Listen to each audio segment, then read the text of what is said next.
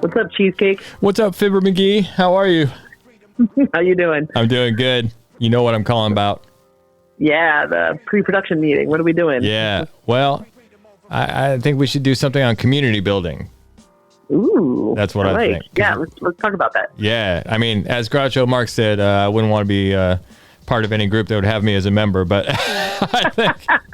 I think we can. Don't sell yourself short. Yeah, well, there you go. I think we could talk about it anyway. We've both been part of pretty big communities and have organized pretty big communities, so I think that's a good way to go. I think people are starving for connection out there. Yeah, so let's give them some ways to connect this week, shall we? Yeah, we'll give them some. Hopefully, we can remind ourselves of the tools and maybe impart that knowledge. I love that. Sounds awesome. Okay, we're on. All right, we'll see you on Thursday. Then see you in the studio. Later, dude. Okay, bye. Freedom over fame. Freedom over fame. The cycle stays the same. Communities are the lifeblood of society. At their best, they can provide a sense of belonging, support, and identity, fostering personal growth and well-being. In times of joy, they amplify celebration. In difficult times, they offer solace. Ultimately, communities empower individuals, strengthen bonds, and create resilient, inclusive spaces where everyone can thrive. But how do you begin to build one in midlife when your friends have started to fade into family life and everyone seems so disconnected? Today on the show, we're exploring community, what it takes to build one in midlife or any time, and how to keep it healthy.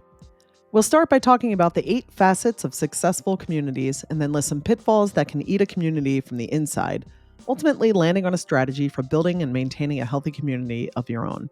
So if you're ready for takeoff, let's go. Freedom over fame. All right, Nora, I got to say that I am pretty excited about today's topic. You and I have both been organizers and members of some incredible communities in our lives, and I think we've got a lot of insight to offer here when it comes to building and maintaining a strong community. And I think communities are more crucial for us as we get older, you know. It's hard to make friends as an adult, and the older we get, the harder it can be. So having access to a strong and welcoming community can have all kinds of physical and psychological benefits as we move through our midlife and beyond. yeah, it's a bit strange to me that I now have the distance in my years to be able to look back and see the trials and tribulations of different communities in which I've taken part. I hear that, man. I mean, just every day somebody says, you know, it's one of the weirdest things about being 50 or older, right? People tell you things were 30 years ago and your brain goes, surely not. That was but yesterday. We old. we old, you know. But yeah, I totally get that, man. But okay, listen, before we get into the community building bit, let's talk more generally about the importance of friends as we grow older. There are lots of studies that have been conducted about this, and they all point to the fact, and some pretty dramatically, that having a strong friend group does wonders for your psychology and for your longevity. So while this episode is largely about community building, it's really about forging new relationships in midlife. So Nora, do you have some stats for us here on that? I sure do. Okay. All right, let's start with a review of 38 studies that found friendships, especially high quality ones, that provide social support and companionship, significantly predict well-being and can protect things against things like anxiety and depression. But here's the staggering part. People with no friends or poor quality friendships are twice as likely to die prematurely, according to a study of over 300,000 people. That's a risk factor higher than smoking a pack a day. And that's a pretty big control group. I mean, that's a pretty big group that they're 300,000 they're sampling there. I mean, that's a staggering statistic. I mean, it's an epidemic. Twice as likely to die prematurely. Yeah. I mean, that's insane. Yeah, what else you got? Among people who lack quality friendships, romantic partnerships, or other relationships, there's an increased risk for heart attack, stroke, and premature death.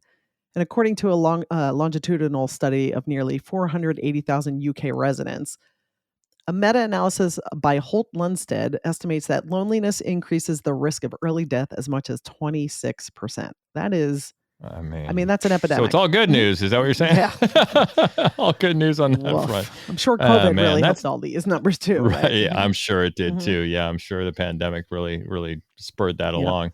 And well, that's incredible and depressing, isn't it? But it also makes a strong case for community where shared interests and goals can spawn multiple lifelong friendships. I mean, we both have them, you know. The ones that are socially supportive, you know, and so we get to our main topic today now, which is how to build, maintain, and operate within a community.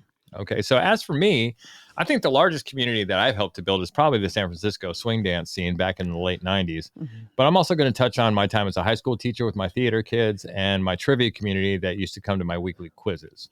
All different size groups and all with different objectives, but they all shared the same qualities that made them thrive. So shall we get to some of those things right off the top? Hell yeah, brother. Hell yeah, brother. Okay, Hulk Hogan, let's do it. Glad you got that reference. Yeah. Okay, let's start with our basic premise first. It's hard to build and maintain communities in the best of times, and it's even harder in midlife when you and all your peers are deeply involved with family and career and all that jazz. And it's a bit of a paradox that when we're most in need of connection and community, we have the least time and energy to create and maintain those things. But it can be done if you know the elements that go into community building and you're willing to do some legwork in the beginning. So let's get to those elements right off the bat and see what those. Yeah, I'll start off with the first one. So the cornerstones of community building, we're going to start with the first one, is shared purpose. So every community needs a clear shared purpose or goal that unites its members. This purpose could be anything from supporting a cause to achieving a common objective. Yeah, well, it may seem obvious, this one. It sounds obvious, but I think a lot of communities fall down for lack of a real purpose. Purpose is different than the activity you're doing. For instance, the San Francisco swing dance scene, everybody's small purpose was to enjoy the activity of dancing, but there was also a larger purpose to spread the love of the dance and bring new people into the hobby. And also, everyone had a stake in keeping the community safe and welcoming them as well. So I think most people in the scene took on the role of an ambassador back then. They felt like when they were out dancing, they were representing more than themselves. And that's a really valuable thing to have in community members. And we really emphasize that in our classes and at our events. They were the face of the dance when they were out. We just kept telling them that. And the responsibility to something larger than themselves was a very empowering thing for a lot of people. And it really kept the scene strong for a long time. Yeah. I'm so grateful I was a part of that scene, by the way. Me too. I think that the dance scenes that I was part of back in the day shared a few qualities. Each person got something different out of the communities, but there were common passions in the music and the dance, and even the vintage fashion and lifestyle stuff that originally launched the swing dancing back into pop culture for like a hot minute in the 90s. Yeah. There were people who were leaders and teachers, such as yourself, Paul, and there were connectors who introduced new enthusiastic people into the scene. There were the organizers who put together events, and ambassadors, like you said, who engaged new people in welcoming ways. And again, the common objective was to enjoy the dance and the music, and the common purpose for all these folks was to share the love of the dance. Yeah. I mean, it was so popular for a minute. God, it was nuts. that it just spread like wildfire through word of mouth, and like you said, the people who are the mavens, the spreaders of the Lindy Hop disease at that point, right? The super spreaders. It was great because I think in a decade we did about $500 worth of advertising, and all the rest was just people coming to us like that. So those people are so valuable in the community. The ones that are continually bringing new people in, the social butterflies, and the ones that can go out and sort of evangelize for you about the community that you want to. Church of Lindy Hop. The Church of Lindy, or whatever it is, Let's not use the C word, but yeah, there you go. I kid. Back in the day, it was just absolutely insane how popular it was for a hot minute there. It was that Gap ad, really just like. Yeah. Oh, the Gap ad. Yeah. The Gap ad and the movie Swing Kids and the movie Swingers really did a lot for it all at one time. It's pretty nuts. Yeah. All right. Shall we move to the second? Yeah, sure. Let's do it. Okay. The second pillar that we have is effective communication. Good communication is essential for building a strong community. This includes listening to members, sharing information transparently, and facilitating meaningful discussions. Yeah, this one's really important, and it needs to come from the top down. Like the organizers of the community should work out how they think the scene will flourish and what the communication to the members is going to look like at the outset, if possible. I think one of the best things we did in San Francisco is there was a big name teacher moving to town at one point, and a lot of the local teachers were freaking out. Like, this guy's going to take our business, like everybody's going to go try him and leave us and all that stuff. And, Sharon and I talked to my partner, Sharon, and I talked about it. And we decided that, the best way forward was really open communication with that person and the rest of the scene, and that cooperation was the way through. So we put together a meeting of all the teachers, in the area that were active and that we knew of, and invited them all to a Denny's in San Mateo. And we sat there for about 3 hours, and we worked out between us, including this new guy who's moving to town, how the communication was going to work and what scene we wanted to build, what we wanted it to look like and feel like when we walked into a dance, any dance. And what we came up with was we were just going to go for total cooperation instead of competition. And it worked a treat, man. We put out everybody's flyers at all our dances, and the same with all the other teachers. We promoted other people's events.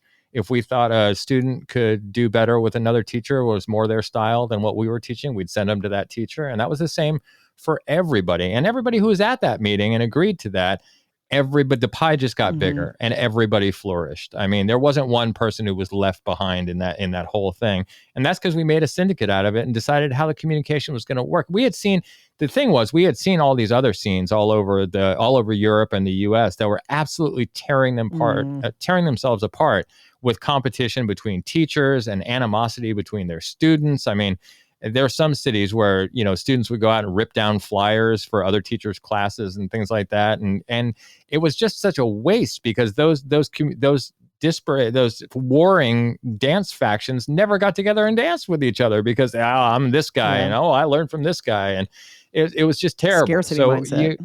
Scarcity mindset. And we decided to go for abundance mindset and make the pie bigger instead of scrapping for our own little piece of the pie.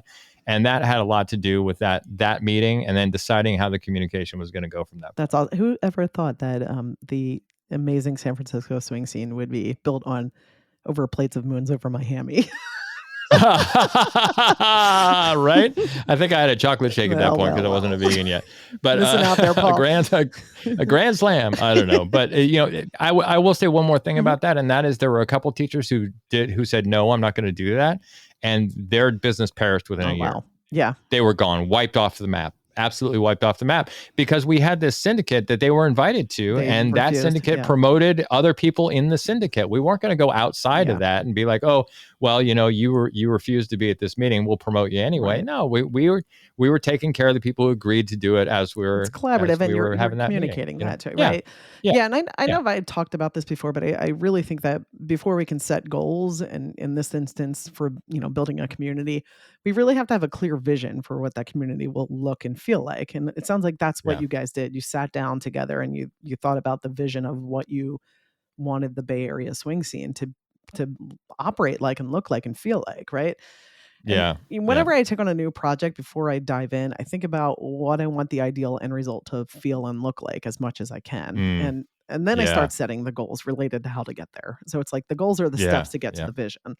And in order for a vision of a community to work, we have to be able to clearly communicate what that vision is and what those goals are to the people who are involved, and this is where I think that a mission statement can become like a North Star. And I think people have different thoughts about mission statements, but I think they can be really useful if you really think through it. And the people who see your vision and are on board with it, if treated with like kindness and respect, they become your ride or die crew, They absolutely become your ride or die crew. And before we leave this part of it, I just want to say that Sharon, my dance partner, was so instrumental in all this stuff happening. Amen. And actually through the decade-long career that we had in the Bay Area and when we were international teachers, she was sort of the moral compass of the whole thing, in my opinion. I mean, she was the heart of it. She had a great attitude toward everything, and she always thought about what was best for the students, what was fair for other teachers in the scene, how best we could, deepen our cooperation with people. I mean, she really was an amazing driver of the openness of the San Francisco scene, and she doesn't get enough credit for it because she did it all quietly under the radar, and it just worked like magic. But the magic was actually Sharon in a lot of ways. So I just want to give her a lot of credit. Sharon is a very good, humble egg. She's just the bomb. I know. And thank you, Sharon, if you're listening. Thank you, Sharon. She is listening, probably. All right. Let's move on to the next one. I'll jump on this one. So the third that we have here is inclusivity. A successful community is inclusive, welcoming people from diverse backgrounds and perspectives. Embracing diversity fosters creativity, innovation, and mutual understanding. Ooh, isn't that true, man? And, with the dance scene, it was already a diverse place to live. I mean, we're in the Bay Area, and, most people are accepting and inclusive of people from different races, backgrounds, lifestyles, and sexual/gender orientation. So we were already ahead of the game there. And add to that most dancers just wanted more people to dance with, regardless of what they looked like or what they believed. And you're not exactly fighting an uphill battle. That's what, So as organizers, Sharon and I just tried to normalize everything and everyone in the scene, and to not make everyone, and to make everyone feel comfortable, safe, and accepted as much as we could.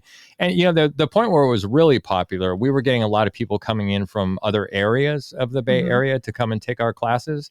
And that was it wasn't an education for our local people, because that was already how they operate. But say that people were coming in from satellite areas where there wasn't such a diverse crowd there, it was an education for them that a lot of things were normalized. Or they weren't used to seeing men follow and women lead in the classes, and that be encouraged. They weren't used to seeing a lot of stuff in the ballroom. And so in a way, we were also educating them toward, hey, this is just what's normal in this scene. So if you don't like it, then it might not be for you, A tougher road to hoe was with my high school kids in Durham. There's a lot of natural lines that are drawn in high school, and sometimes they're reluctant to cross them.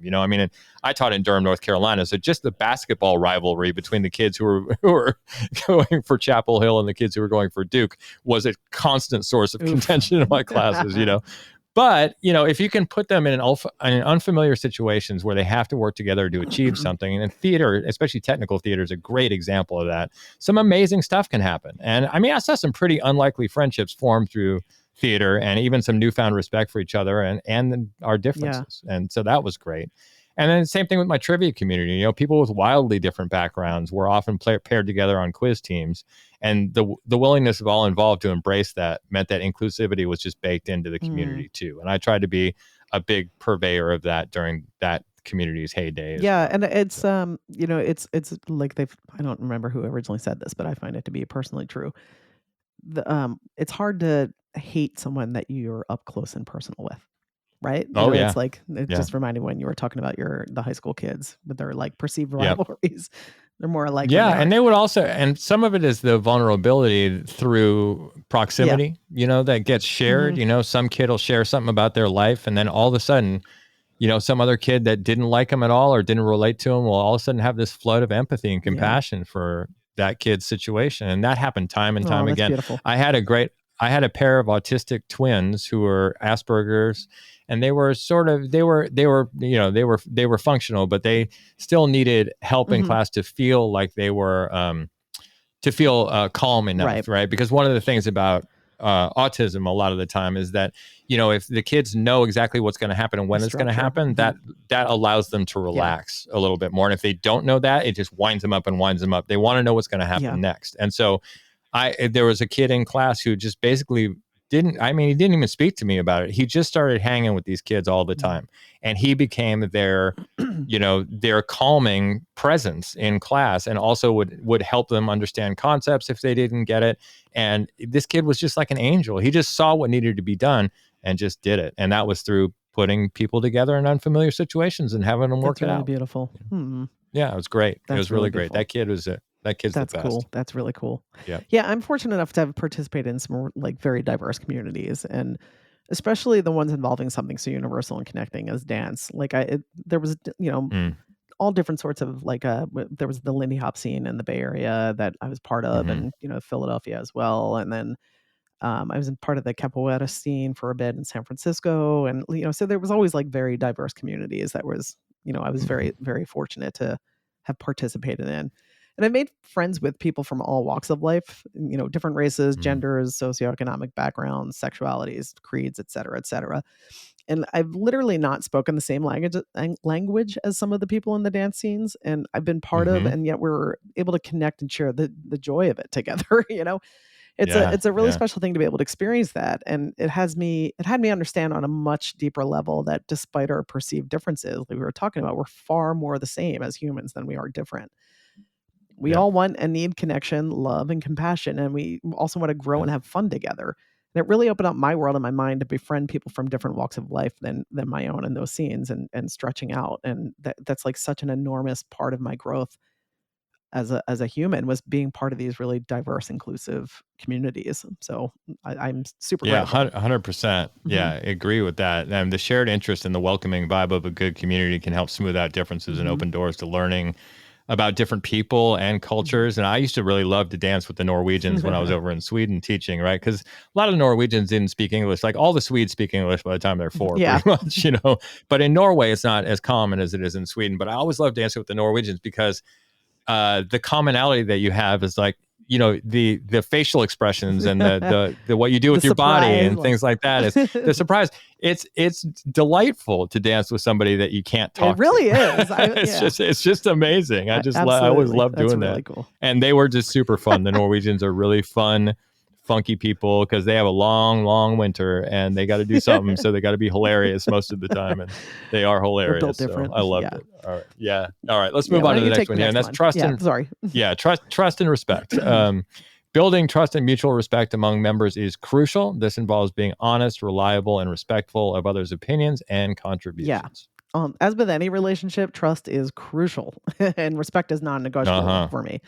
And unfortunately, I've been involved in communities where some of the leaders broke the trust of their community by lying or doing or saying some pretty disrespectful things.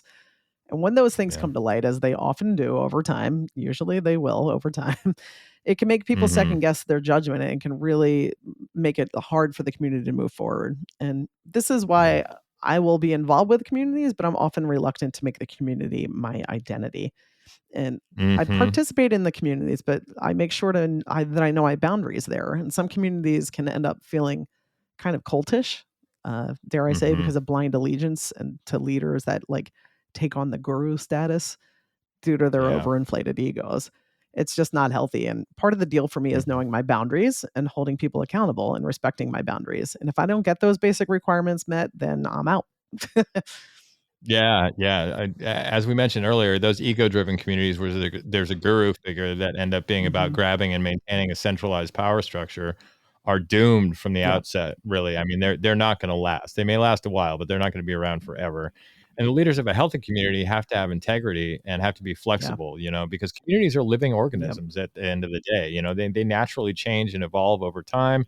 And as a leader, being able to flow and change with them while keeping the central purpose of the community intact requires a high level of trust and respect from your members. And any violation of that trust can sink a community overnight. A few years after I retired from dancing, it happened. Some pretty ugly things started to surface about teachers taking advantage of students. And it really affected the whole community. And community's still going, but it never really recovered fully from those revelations. I mean, there's still people who talk about it. And the good part of that is, if there is one, is that the community became much more safety conscious after that.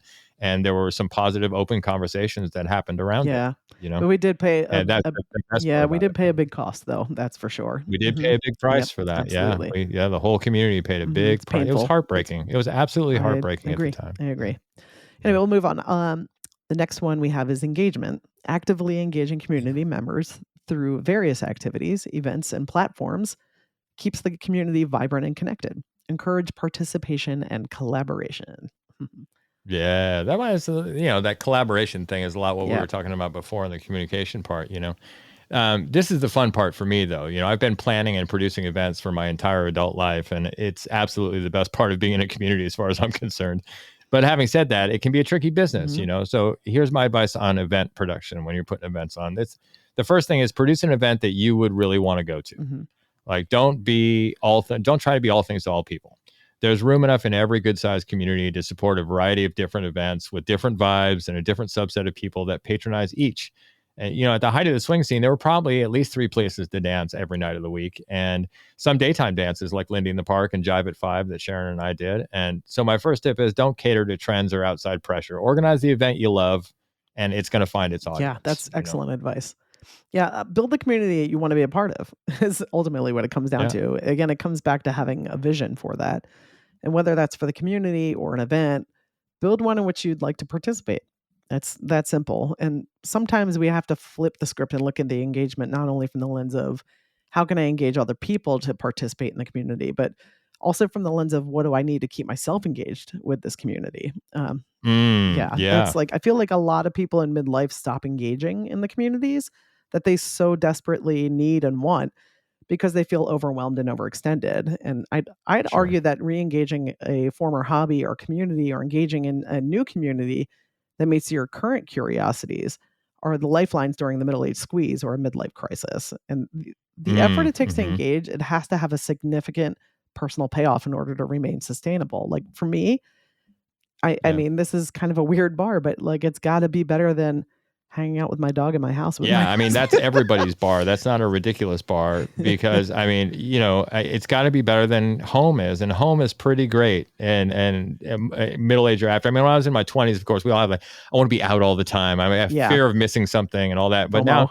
FOMO, but now we have JOMO, right? Which is joy of missing out. And so it's got to beat that. So you've got to organize an event that's going to defeat people's JOMO and get them out of their houses, because that's hard at midlife. Well, I'll say this too, like for some people our age, they're like, my kids are driving me nuts and I need a break and like, get me out of the house. So, but it really, it comes down to like a personal thing of like whatever the community is that you're going to engage has to be as cool, or if not cooler. It has to motivate you and be sustainable to get you out and for sure engage you. And even if you aren't motivated, I mean, online communities are a real thing. I ran one too. As far as online goes, it's not a great option if your hobby is dancing, but it's a great if something like my trivia community. I had a great night at a bar, and then when the pandemic hit, I took the whole thing online the next week, and it just really flourished there. I mean, it was a product of the time because everybody was looking for something to hold on to, locked into their house where they could be with other people, answer some trivia questions, drink a beer, and,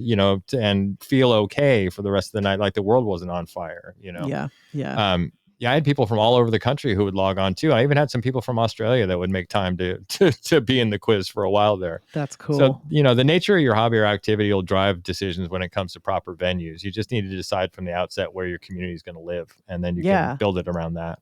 Yeah, I hear that. Like banking off your words, I built an online community of young adults who were diagnosed with cancer to share their stories and the wisdom those difficult experience imparted on them. Was that Cancer Grad? Is that what it was? Cancer Grad. Yeah. Okay. For anyone listening, me and another woman co-founded an online community, really, that was called Cancer Grad, as in cancer graduate. That was essentially a play on the fact that we hated the word survivor. So we just kind of came up with like a whole new framework of reframing what the cancer experience could be like, and cancer graduate felt like more aligned with how we thought about it. Sure. Anyway, we built this online community for other young survivors, cancer grads, to kind of connect and share their stories.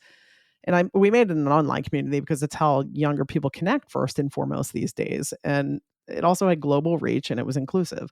So I knew from personal experience that the effort to commute to an in-person support group felt far more exhausting than connecting through social media, especially while recovering from surgery and chemo. And I modeled it after what I wanted and needed at that time, like we were talking about before. And it became fairly successful for a hot minute of like people really engaging. And but I stopped doing that community. I stopped like kind of doing that because it's a hard place to be. It took a lot of work. We weren't monetizing it at all. It was kind of a passion project, but unfortunately, different people get sicker and some of them pass away, and it was just really taking a toll, like on our mental states. Yeah, I can totally see that. But that's a great example of like building the community you want to be part of, right? Yeah. You felt a certain thing in your recovery and was like, I bet a lot of other people are feeling this way. I'm going to build what I think I want to be a part of. And then other people came to it. Instead of thinking like, what does the community need? You thought, what do I need? Exactly. And that's a great place to start. And really just last I'll say about that is if you are someone who's diagnosed with cancer in your like 20s or 30s, or even 40s, or even teens, you have way different issues to deal with than someone who's like diagnosed in their 60s or something. People who are diagnosed later in life have built their careers and they've had their families and they've been in partnerships typically. And then the pediatric cancer is also, everyone, of course, there's no like one is better than the other, It all sucks for someone who gets cancer, but pediatric cancer is, the kids are young and they don't know. It's like, it becomes kind of I don't want to say it's their norm, but it's like there's more resources there. But for the young adults with cancer, like, here are the questions. When you have gone through chemotherapy or some kind of, surgery where you're infertile, how do you go on dates? Is that something you like, do you lead with that? Like, how do you explain a gap in your career when you have to take time off to, get better. And like, how do you explain that in interviews? And like, there's just a list of different things at that era of life that are severely impacted by a diagnosis, or can be, that are just different than other people that at the time was really not being addressed that I could ever see. So I was like, all right, well, let's address this. Wow. I bet that was a great resource for people while it was up, man. Terrific. I'm proud of it. Shall we head on to the next one? Yeah. The next one is empowerment. Empower members by giving them opportunities to take on leadership roles, contribute ideas, and make meaningful decisions. Empowered members feel invested in the community's success. Yeah, this not only has the benefit of empowering members of the group, but it also allows you to delegate crucial jobs and take them off your plate. And boy, do you need that when you're trying to organize a community. If you think you can do it all yourself, you can't. You're going to need a team, and you're going to need a lot of volunteers, because nobody's sinking a lot of money into a community to begin with either, right? So you're going to need people excited about it. And there are a lot of moving parts in a community, and being able to put some of the responsibility of holding it all together on the community members will help you keep you sane, and help keep them engaged too. And a few ways we do this in the dance community: we offer discounts and freebies to anybody who'd volunteer for the events. They would have done it without that stuff, but it's just an extra kindness but they were so excited they would have just done it anyway. Whether it was refilling water jugs, or running the front desk at our dance, or being a safety monitor in the dance, because we couldn't be everywhere at once. And so it was great to have these people.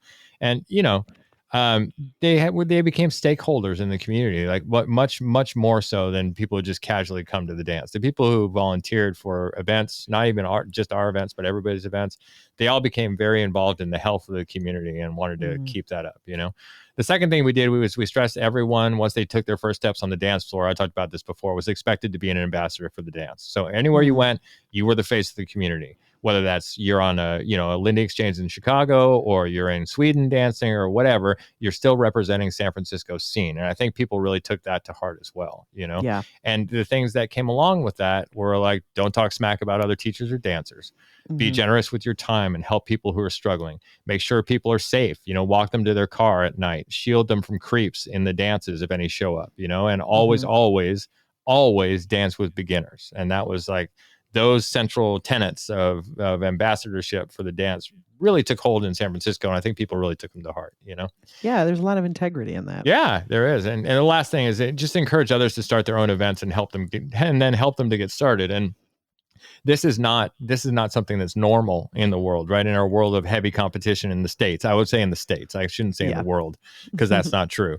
But in the States, we have this heavy competition, like, beat the competition, beat them down, like destroy them, and we'll be successful. And that's just never what we did. So somebody come to us. The best story is this guy named Ken came to us one time at the Lindy Hop Society, which I was vice president of at the time. And he said he wanted to have a dance in Golden Gate Park. And we were all like, yeah, okay. I mean, sure. He's going to do it with a boombox. I mean, it's outdoors on Sunday morning after everybody's been dancing all night on concrete. And I was like, after he left, we were like, well, he's kooky, but, I don't know if it'll work or whatever.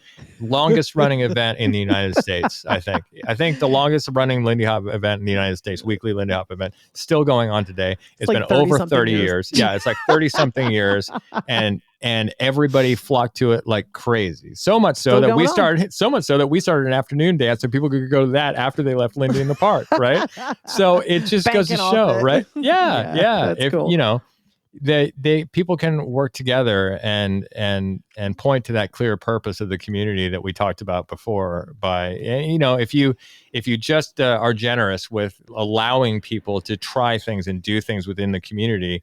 And, and also point out pitfalls to them, because you may have more wisdom about it if you've been in it longer, and you may see some problem with it, as long as that problem isn't your ego saying they shouldn't do that, right? If there's an actual problem, right? Yeah. If it's actually going to harm the community in some way, say something about it. But if it's just your ego going, oh, it might take my business, like forget it. It's just going to give you more. And you know what that Lindy in the Park did? It gave us way more students all the time. It was like a funnel all the time. They're like, people would walk up in the park and say, where did you learn to do that incredible swing dancing? And they'd say Paul and Sharon, or Rob and Diane, or Belinda Rickliffs, or whatever. And we all got more students out of that one event because we allowed Ken to do it. Not that he really needed our permission, but he was nice to ask, Yeah. No, and it was cool. And when we decided that, everything flourished. Yeah, it sounds like you were creating, all of you were creating more than a community. It was like an ecosystem. Yeah, and that's a really good what name for it. Yeah, I think Yeah. that's true. I think it was a real ecosystem. Yeah. And I'll add that when you delegate and give people the space to make their jobs their own, you usually end up avoiding the pitfalls of the blind spots and unconscious biases we all have in our diverse communities. Like, I might do a job in a completely different way than someone who doesn't look like me, because I can only view things through my own limited perspective, and so I don't know what I don't know. And I might not meet the needs of different people, but encouraging others to collaborate and communicate can be a better way to get everyone's needs and desires met. It's a good way to level the playing field, Mm-hmm. And if you're a new member of a community, give yourself some space and time to just observe and listen to those who have been actively engaged longer than you have. Don't come in trying to change the systems and protocols simply because it makes sense to you right then. You got to ask a lot of questions and get to know where people are coming from. They most likely have a lot more insight than you do about the community, the history of it, the challenges it's faced, all of that stuff. So don't just come in and think that you know everything, because you have a limited amount. You're limited in what you know about those communities. So if you're someone who has been around a while in a community, practice patience with the newcomers who don't know what they don't know, and communicate openly with them. I mean, this is great advice, Nora. I love this. Thanks. Don't come in trying to be a change maker if things don't operate exactly as you see fit. I just want to reiterate your point, because they're so great. And just hang out and enjoy everything that does work about a community at first. If you have ideas, great. There's going to be a time for them, but learn the community first. And how it operates, and then you can go and say, maybe this would make it better or whatever, but don't just try to change stuff going in. And I agree that the old guard should be as patient as possible with the upstarts who don't know what they don't know. Right. We were all there once, just gently show people the ropes and step back. Yep. Just gently see where the boundaries are, show them what, how everything operates, and then step back and let them be a part of that. And, don't mess with it anymore, but just be kind about it all the time. You were there too at one point, you were a beginner. Everybody's a beginner. Absolutely. All right. Next one here on the list is continuous improvement. Communities evolve over time, so it's essential to adapt, learn from experiences, and continually improve processes, policies, and interactions. Yeah. Don't get caught up in doing things exactly the same way every time. Part of the fun of being a part of a community long enough is witnessing the evolvement and the growth and how it operates, as well as how the culture of it changes, you know, and you have to become adaptable, because nothing's static, right? So you kind of constantly gotta, you gotta adapt. So I've seen way too many people drop out of communities because they were more rigid in how things got done, rather than focusing even if things were getting done. So when you know better, you do better, like I said before, and this extends to communities and their cultures. And if a community remains static, it'll often end up dead in the water. Yeah, which brings me to a big one for me, which is relax and release. Even if you're a founding member of a community, there's no such thing as community ownership. That's not ownership. That's a business. That's not a community, right? Exactly. There's one city in particular I'm thinking of where, when it came to dancing, that was ruled by one couple, and with kind of an iron fist kind of psychology Lindy about mob. it. Lindy mob, right? And if you wanted to do anything in that town, you had to go and humbly pay respects to the king and queen and get their blessing, or it didn't happen. And most of the time it didn't happen anyway, because they didn't want to give their blessing. And because of that, they missed so many opportunities to see their dance scene flourish. Their myopic, self-centered view prevented them from seeing the potential in more cooperative model, and subsequently their scene and the dancers in it suffered. I mean, everybody went to their events because they were the only game in town and they brought great people in, but nobody liked dealing with them. Not one person I ever talked to liked it. I don't know. Yeah, there you go. I'm not. Know, right? I'm not around, so maybe they are. Hey, Paul. Maybe they are. Yeah. Kiss the ring. Kiss the ring. No, and I don't want to bag on them too much. They didn't know what they didn't know at the time. Right. I'm not going to be uncompassionate about it. But it was at the time when it was happening, we just all thought, what a shame, because it was a great town with great people in it, and good dancers and good DJs and good bands, and it was all just being squashed in its size and restricted from growth by this egotistical, centralized power structure. I mean, the more you can decentralize the power in a community, the better it is. Yeah, and I again, it boils down to the scarcity mindset again. Yeah, right. Like that, there's not enough to go around. There's the abundance mindset's the way to switch. The way to switch. Yeah. So we'll move on. Okay. And the next one is just elders, and this is what I have to say about elders in a community: is you got to respect the elders. Yeah, they can carry so much wisdom, and they've most likely been through some serious shit, and their resilience is what got them through. And talk to them, learn from them while they're still here. I heard a quote from someone recently that said, each time an elder passes, it's as if a library burned down. And that really stuck with me. Yeah. Right. Yeah. And so take the opportunities to get to know their stories, because if you don't know where your community leaders have been, you can't know where it's heading. And they're also not going to be around forever. So like extract the wisdom, extract the knowledge and information that you can from them, and enjoy them, because they're in the communities I've been in, the elders have been just like the absolute joy. Like when we were in the Lindy, more engaged in the Lindy Hop scene, we had Frankie Manning, original swing dancer from the Savoy Ballroom. Yeah. Like we had Don Hampton. Incredible musician, incredible dancer, old cabaret act in New York City. There were just there were just so many of these elders that we got who were like part of the originals, the OGs that we got to learn from and listen to and dance with and like hear their history. And it just, it connects, it made us more connected to each other and to them. And they're just, I have so much respect for them, and I am so grateful that we had the opportunity to. Like I got to teach with Frankie when he came to Philly. Yeah, it was amazing. Too. Like I'm like buzz about that. How cool, So it was again, great. we were really lucky. We were really lucky. But those, I mean, we hit it at a time when a lot of those cats from the jazz area were just getting old and passing away. And I got, in addition to the Lindy Hop dancers, I got to meet a lot of my musical heroes before they passed, and that also was a great thing. And it not only gives you more appreciation for them, but it gives you more appreciation for the history of the thing that you're involved in too, for the history of the dance. It gives you a different aspect of it. I mean, dancing is dancing, but then when you hear all the stories about the racism and the Chitlin circuit and the mistreatment and how hard they had to work to get where they were, and the world wars and that too. There were some heavy stories around that, but it just gives you a whole nother thing. It makes you humble, right? About what you're doing with it. 'Cause you're just the new guard, and these people, you are building on the shoulders of giants, and you realize that you are really realize that when you talk to the elders in any group. For sure. I'm forever grateful that some of that got passed on to me then. Some of that wisdom and those stories. I still tell a lot of those stories too, even though those folks aren't around anymore. So that's how they live on, is through our stories and what they told us. And that's how and they were such a part of American history, right? Like it's just, and they were the culture. They built the culture. So, it's you got to respect that. So, for sure. All right. Moving on, we'll go into money changes everything. Money changes everything. Thank you, Cyndi Lauper. Very nice. I'm sure you knew that reference. I'm sure she's having an aneurysm if she's listening. As everyone else listening to my terrible voice. There we go. You're welcome, everyone. All right. So money changes everything. Ain't that right? Yeah, it is. Money isn't inherently bad, or it's not inherently good either, but it's like put in someone's hands with the wrong intentions, it can make things messy real quick. You think? It's simply a tool. Do you think, right?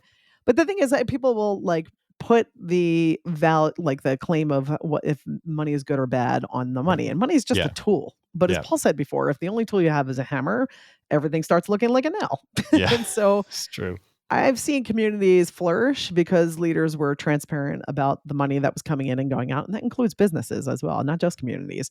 Yeah. And I've seen businesses and communities crumble because leaders got greedy and suspicious and let their egos run the show. So I just believe it's good practice to have a plan if money runs low. But I also believe it's just as important to have a plan for when money comes pouring in and to be transparent about both scenarios about what you're going to do. Yeah, for sure. I think it's almost more important to have the plan for when money comes pouring in, because if people are seeing that around, they're thinking, where is that going? If you're not a business and you're a community. So, I think it's important to decide at the outset that money is a secondary concern, first of all, right? For any community. If it's the primary concern, then you're running a business, you're not running a community. Exactly. The primary focus should be on the health and continuation of the community itself. And having said that, once something reaches a certain level of popularity, like yoga, right? Or something like that, unenlightened forces will start to appear, and you'll see more events and classes and workshops that feel like a money grab. That's just a numbers game. That's just going to happen if you get big enough. This is just natural, and those folks won't last because their primary concern is dollars over passion, and passion always wins. Yep. To draw people in. If you rely on other people, like all businesses do, passion is always going to beat putting the dollar first. And lastly, I'll add that if you're making a lot of money, you should be spending a good chunk of it by pouring it back into the community to increase everybody's enjoyment and well-being.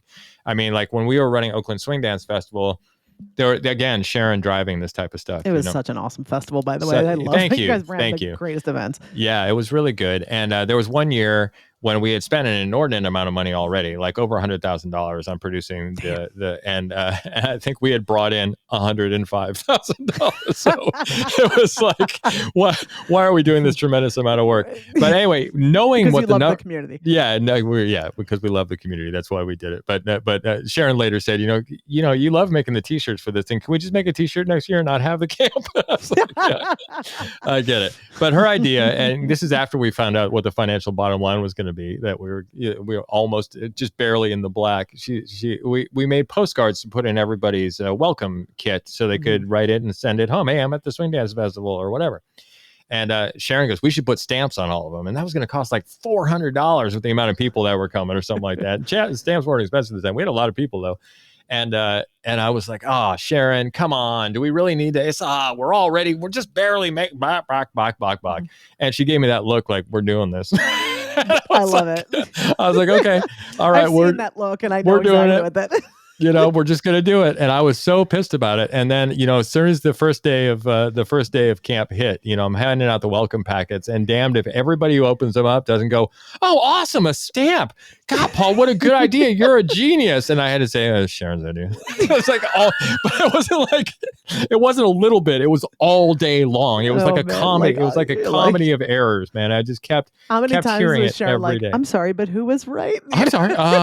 No, she was pretty good at not saying told you so. She let those people say told you so to me all day long, and just left me up there at the front desk, and I had to keep hearing that over and over again. But anyway. Real quick, before we move forward, I just want to take this opportunity to personally thank you and Sharon for the enormous amount of time and effort and money and love and blood and sweat and tears to run all the things you ran for so long for the benefit of a bunch of people who I never took it for granted, but I'm sure plenty of people just took it for granted that this dance was going to be awesome and this event was going to be awesome and the music was going to be awesome and the people were going to be awesome, that you guys really facilitated building and you guys put so much work into that and for all of our benefit. And I can't thank you guys enough. Paul, thank you. And Sharon, if you're listening, thank you from the bottom of our hearts. Thanks, man. It's really just a special thing you did. Thank you. If it wasn't fun, we wouldn't have done it. I mean, that was the thing. When it ceased to be fun, that's when we got out. So we had it's a great part of my life because I feel like we had the perfect run. It's just the perfect length of time. It was the perfect community at the perfect time, and it just everything was just perfect about it. Yeah, but it's a lot of labor, and I just want to recognize that. And I also want to say you have a lot of experience with being the stage, the people behind the stage, right? When there's a play. Yeah. And the play isn't just the actor that is on stage. The play is everyone else making that happen and all the work making it happen. That's often feels thankless and invisible. And you guys did a lot of invisible work to a lot of people.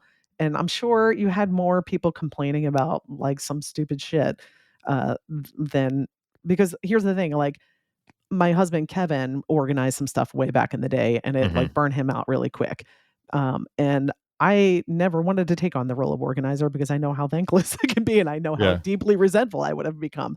So I was like, I will be the connector and appreciate the people who put on the show. So thanks. I'm sure you guys dealt with a lot of pressure in all sorts of senses, but we didn't take any mess either, though. Of course, we didn't suffer fools gladly either. One of Sharon, I think I came up with this trick, but when we ran the festival the second year, we had some complainers the first year, and this class or that class, or I'm in the wrong level, or I'm doing, how it goes. The ego stuff, right? The ego stuff is just all over the fun place. Times. So after that year, I said, all right, Sharon, we're each going to carry around enough cash in our pocket that's equal to the tuition of this camp. And if anybody complains, we're going to hand them that cash and say, I'm really sorry you didn't enjoy yourself. Hopefully we'll see you next year. Yeah. And I did that to two people who complained the next year, and they were like, oh God, no, I didn't mean I want to leave, or whatever. And I'm like, well, It sounded like it. I mean, the thing about our events, and I think the reason we lasted so long, it was sort of our way or the highway, right? I mean, you could enjoy the event the way it was set up, but it wasn't going to change. That's we set it up. We set up the camp we wanted to go to, and we weren't going to alter from that. And that might sound a little. Yeah, it might sound a little iron fisty, but it's not. It wasn't that. It was just like, hey, this is the nature of this event. Right. If you want to participate in that nature of it, you're more than welcome to. But if you would like it to change in a way that we don't really vibe with or agree with, that's not going to happen. So you can gladly have your full refund back. I mean, it was a kindness, really.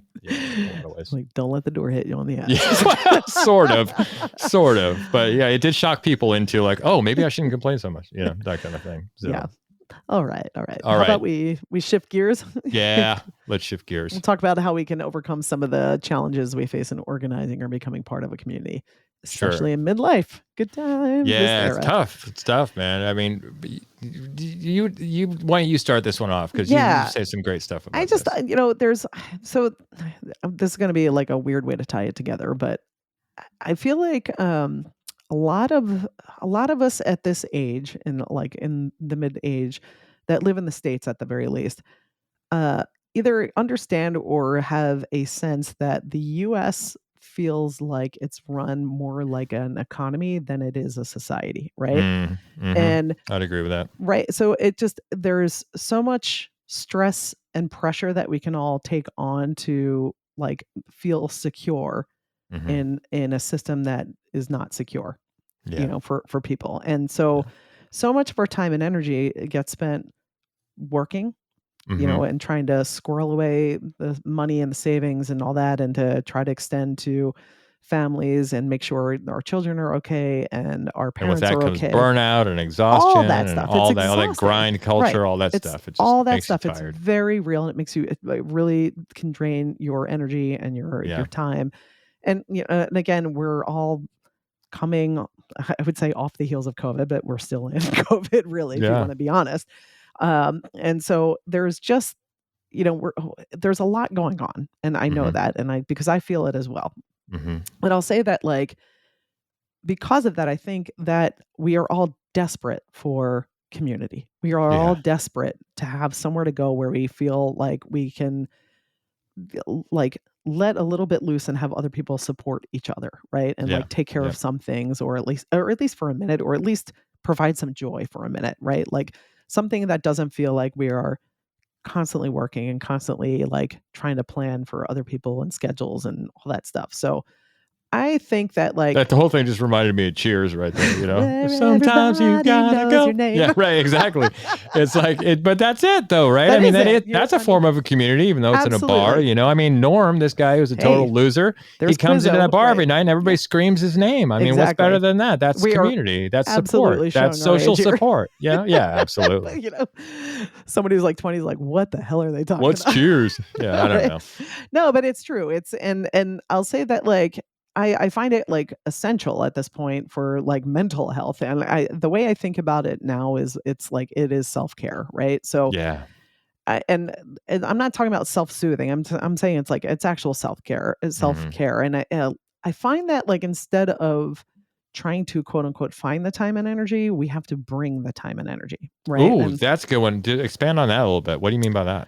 I feel like finding time and energy it's always like, trying to like carve out squirrel away the little like bits of parts of our schedule that are like open and that it's like scraps, right? It feels like you're going for the scraps, you're putting yourself last. And like we've said, you can't pour from an empty cup, right? And so I think that when you bring the energy to where you're going to go, instead of trying to say like, I'm going to go there and I need other people to fill me up, you have to bring something. You have to be it in order to attract it, like that kind of stuff. So it's the headspace, and I know that finding the time and energy is not easy, and it's simple but not easy, right? But it is crucial, and I would encourage people to either try to find the time and energy, or bring the time and energy, I should say, into their schedules and make it non-negotiable, and just figure out a way. And you're not going to be able to go 100% of the time, right? You might have to like shelve it here and there.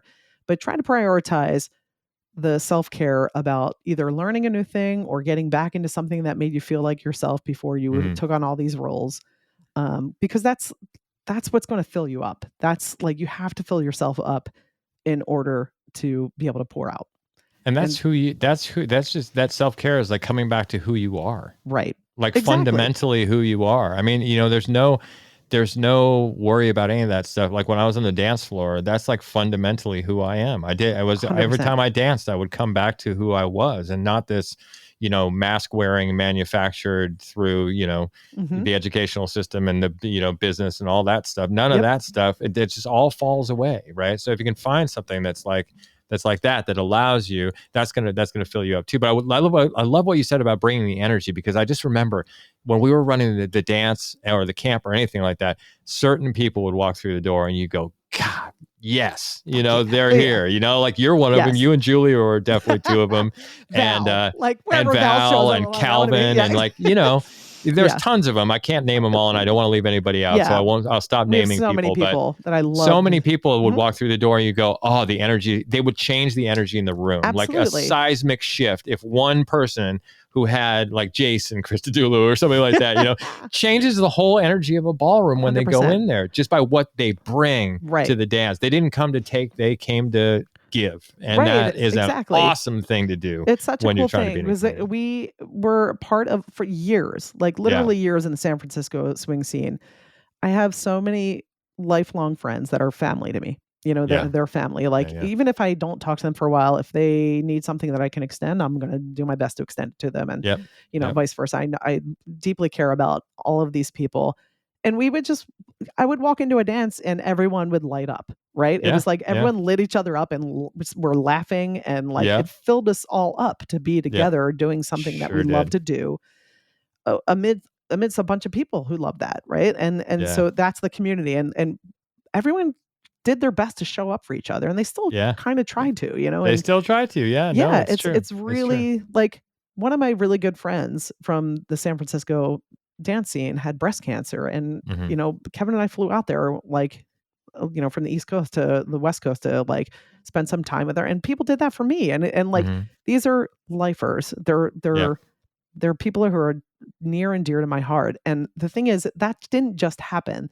No, it happened because we all put in the energy and we all put in the time to show up for each other in that way, and build those relationships, and that's what a good healthy community can do for you, know. And I want to say that we've been talking about these large communities like the San Francisco swing dance community, and I've been some like my trivia community, obviously smaller, the school community obviously smaller.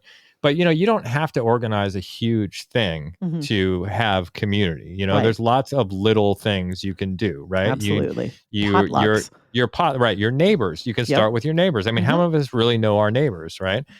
Small, other small communities you could set up. Like I know that you've had some friends that have set up smaller communities that have really grown, Nora. And, absolutely. Social clubs. There used to be. There used to be social clubs on every block of San Francisco when, back in the day until about the 1950s or 60s, and some of them are still around. And each social club was a gathering hub for whatever that nationality was at the time. There were Italian social clubs, Irish social clubs, all that stuff. I'm part of an Italian social club in there South you go. Philly, and I'm McMahon. So. Yeah, and they're great. We used to teach in one in San Francisco. We rented it as an auxiliary space to teach in, and it had a ballroom upstairs where they would have little dances for their community, and a bar downstairs, and then down in the basement it had a full indoor bocce ball court that they would like put plywood over and put out the picnic tables when they were having the big spaghetti feed and all that stuff. Like we need to get back to that kind of thing, man, because that sounds awesome to me. I would like to be part of that too. So social clubs, there's still some around. You can look for that. Block parties, potlucks, like we talked about. I love a block party. I grew up in, like on a block, and all of the neighbors. I grew up in my early childhood in a row home. And if you don't know what a row home is, they're like Philadelphia used to be like an industrial city back in the industrial era. So the row homes were like these like homes that were wall to wall to each other, like a strip of them. And skinny and tall. Yeah, they're like not very wide, and they're all very tall. Not very wide, not very big. They're for like the working class, for the factories back then. Yeah. But I grew up in one of those, in a little row home where everyone was like packed in, and there were so many. All I had to do was like run out my door. There were neighborhood kids everywhere. We would be playing kick the can and stick ball and all that stuff, and in the summers in particular, it's like some of my best childhood memories were the block parties, or like when the neighbors would all come outside at like after work hours and after dinner and like enjoy the evenings with just their folding chairs and hanging out and having a drink with their neighbors on their porch while their kids played in the streets. Yeah. And that was so special. You know, it was like, that was community because everyone kind of, they knew each other. They had each other's back. They had like, they were watching each other's kids. And like, I know, at least in America, there's a lot of people who live in more isolation, and it's, you know, and I would just say like, I still have a community here where I live, and I grew up here, and so I have a lot of history with people who are, you know, still here that I went to high school with that I really enjoy. And also the town I live in like has a community vibe, which is really fantastic. That's great. But like, I would say if you're looking to build community, just start inviting people over and have potlucks, and just like food brings everyone together. Like, driveway disco, man. Dude, driveway disco. If you have like, we have like one of those solo stove, like a, you know, campfire kind of like, they're like basically camping like stove. Yeah, exactly. And especially during COVID, we would just like get the solo stove out and be like, we're social distance hanging out. If you want to come over, bring a chair and like, you know, your face mask, and we're going to be like hanging out, listening to music and like in the tree. Do that. Like, just start somewhere, and you just got to extend. And if people don't accept at first, keep trying. Just keep trying, you know? Yeah. Yeah. I think that's true with every community you try to start. There's going to be a certain amount of stick-to-itiveness that you need to have in the beginning there. Like, we didn't have a fully formed swing scene when we started. I mean, really, people were dancing to cassette tapes in a small ballroom in a strip mall in El Cerrito when I started, called the Candlelight Ballroom, right? And we would all go there and put on the crappy swing tapes, and we would all dance around. And it had to build from there, man. It just had to get momentum, and then the media helped with, like I said, the Gap ad and the swingers and Swing Kids movies and all that stuff. Yeah, and the bands, and like it was a real concerted effort on everybody's part to bring it around to do that. So get your allies in line.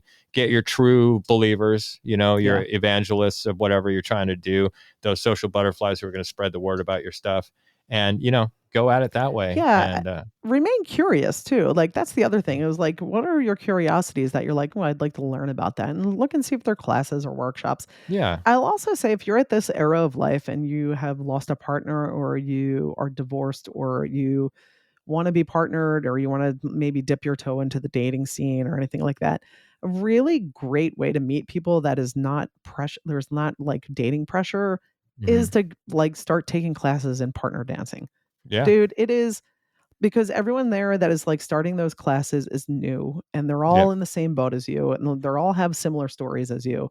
And you change out, and you're kind of learning together, and becomes this bond about learning something that feels like a little bit vulnerable at first.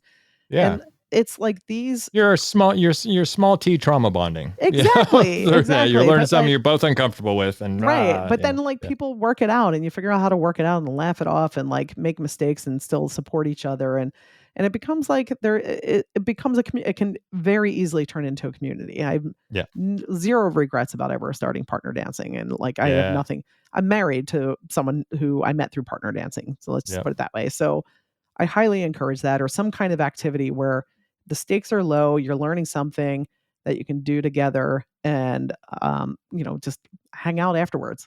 Yeah, but like take those classes.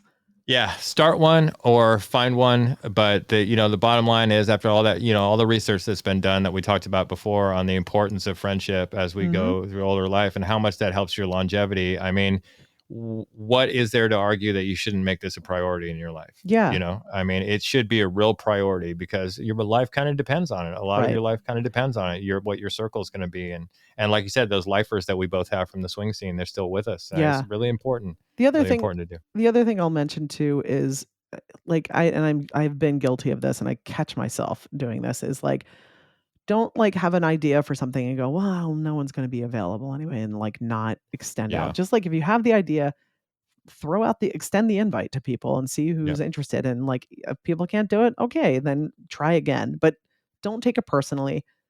People are busy. We all get it. We all, but like, they're probably craving more and more invitations. Like I know a lot of friends, especially when they, you know, became new parents, that it was like we would extend invitations, social invitations out to them. And it was like, a lot of times it was like, can't do it. or like maybe not even an answer. And I never took it personally because I know they were drowning in newborn, like crazy schedule, sleep deprived hell, Yeah.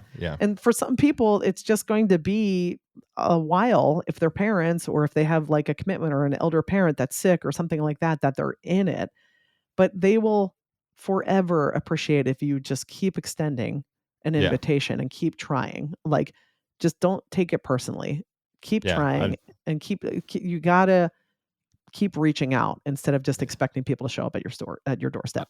I think that's great. I think that's great advice. And I think that's a good place to bring in for a landing, don't you? Yeah. Yes. Yeah, perfect. Yeah, for Well, we sure. talked a lot about Communities Day, but awesome information. I know we talked about a lot about the dance scene, but a lot of this stuff goes just right across the board. Absolutely. For anything. That just happens to be where our main bit of large community building experience happened to lay for this episode. So we hope you got something out of it. And hey, Nora, I love you. I love you too. Oh, I also want to say, you did Yes. get me first. If you like the show, go rate and review it. Yeah, please rate and review, especially us. on Apple Podcasts. It really helps us out there. And hey, thanks for tuning in this week, and we will see you next time. Goodbye. Cycle stays the same.